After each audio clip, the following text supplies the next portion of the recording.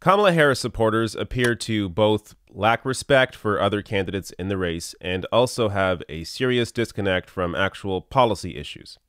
So I have two videos from the DNC event this week that showcases this. These videos were shot by John Graziano. Now, the volunteers, so this first video are going to be volunteers for Kamala Harris's campaign, childishly storming out of a DNC gathering while loudly chanting, just as Bernie Sanders is about to take the stage. Watch. You can't go wrong. She's smart. She's strong. Senator, you can't go wrong. She's smart. She's strong. With Kamala, you can't go wrong. She's smart. She's strong.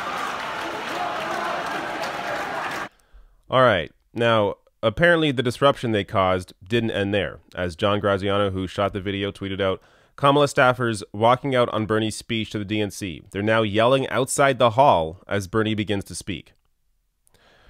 So what I find amazing about this is you'll have certain members of the media and, supporters of other candidates often try and claim that, oh, Bernie Sanders supporters, they're the divisive ones. Divisive why?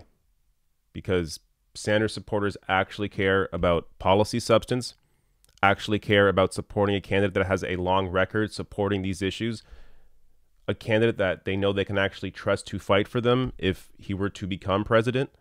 I mean, what they're doing here is actually divisive. I mean, it could be any candidate. It could have been Pete Buttigieg next. I don't care who was next. The fact that they're storming out of this event, chanting loudly as another candidate is taking the stage and continuing to disrupt when they're in the hallway, this is what is actually divisive. And also, look, don't get this, be able to make the distinction between actual protests and what Kamala volunteers were doing here. So actual protests like climate protesters or Black Lives Matter activists, when they cause disruption, that's the whole purpose. The purpose is to cause disruption and bring attention to their various policy issues. There is no policy issues here. This is completely about this cultish behavior behind Kamala Harris. And look, if you don't believe me, look at this other video, also shot by John Graziano. This video of what the Kamala Harris supporters are chanting in the hallway.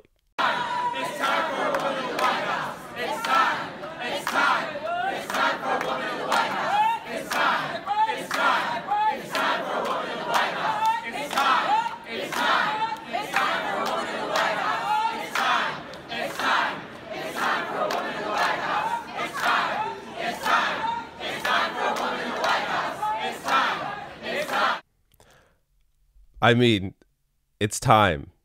It's time. It's time for a woman in the White House. That's all they were chanting. This is Hillary Clinton's campaign 2.0.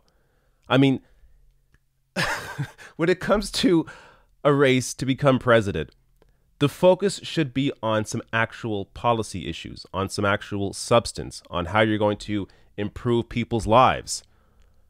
But this is all just superficial. There's nothing to this. I mean, this is the same week that Kamala Harris said that she could not attend a climate crisis town hall because she had a prior engagement. Her prior engagement, by the way, meeting with big donors at a private fundraiser. She rejected a climate crisis town hall to go to a big dollar fundraiser. And because of the backlash to that decision, she ultimately reversed her decision and is going to now attend the climate crisis town hall. But the fact that her instinction there was to just completely ignore a town hall dedicated to the issue of climate change, the most important issue there is, that she was going to reject a discussion about that to go to a big dollar fundraiser. I mean, it shows you where her priorities are. This is why it is so important to support a candidate that is not taking any big donor money, that is not going to any private fundraisers, that doesn't care about what the corporate class or the wealthiest people think.